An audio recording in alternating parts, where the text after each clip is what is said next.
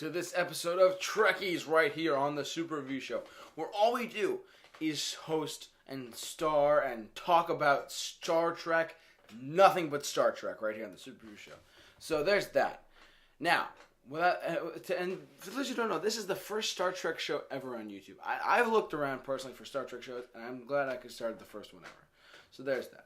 Anyways, we got two main topics today, and we got actually a little bit of an interesting next generation topic for all you Star Trek fans.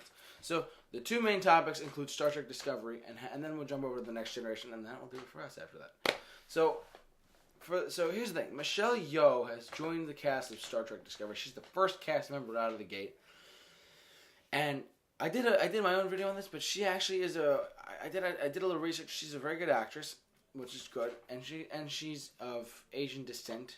Not to be racist or anything like that at all, but like she has, and I like the fact that they're going to show diversity in this, because it'll really be a really good setup for other characters and maybe she's a descendant of Sulu, maybe, you know what I mean? So maybe there's that, and she could really be, honestly, I'm just glad that they're because when you look back at the original Star Trek TV show, take away the story aspects, and you look at it for what it was Gene Roddenberry's vision of the future, with different ethnicities in culture, and he really liked that. He really loved that idea, and the fact that now they're going to be throughout all the series, they've cast people to fit those roles, but now they're really going to start. I think they're going to go back to that a little bit. It's magnificent because you're going back to your roots essentially of what brought this franchise to the forefront, really.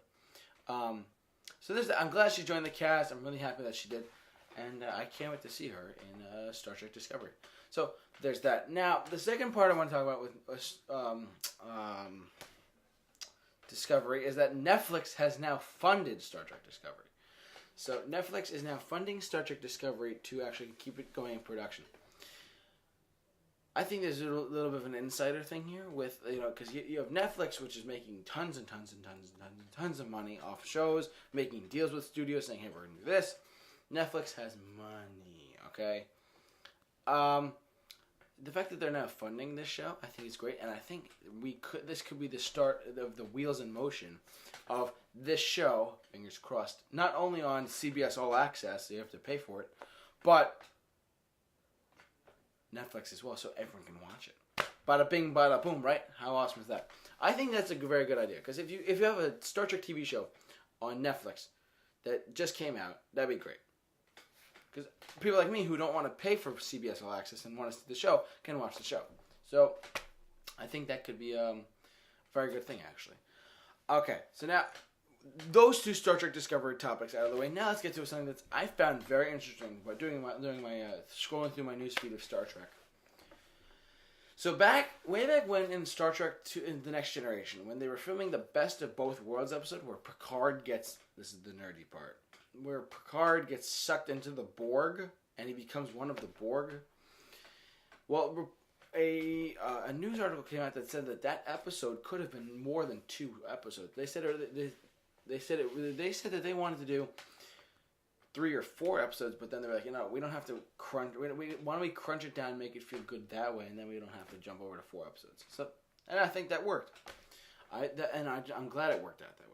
Because if you really had a 4-episode arc with that'd be great, like a great sci-fi, month-long, weekly thing, right? Back in the day. But, that's okay. I'm glad they did it with 2. So you have to wait, next week, I think that's great, the way they did it. And also, on a quick note on that, it said that they could have had 4 episodes where the Borg had actually invaded Earth, and Riker could have been in the captain's chair longer, given that Captain Picard, wow, I'm a nerd, while Captain Picard was on the other ship and stuck with the Borg. So that's a little interesting stuff for you from Star Trek to The Next Generation. What do you guys think about this? Please have all your thoughts on that in the comment section below. I'd love to hear your thoughts about that whole Next Generation story. But that will do it for this December episode of Trekkies. Listen, I'll tell you right now, if you love Star Trek, if you love Star Wars, if you love Marvel, if you love DC, subscribe to this YouTube channel. You guys will not regret it, and you guys will definitely enjoy the fact that you guys can actually sit down and just talk pop culture, man. Pop culture. Everything you see around here, It's all nerdy and geeky and pop culture stuff. That's what we do here on the Super Review Show. All we do is talk about that. So thank you very much for joining us on this December episode of Trekkies.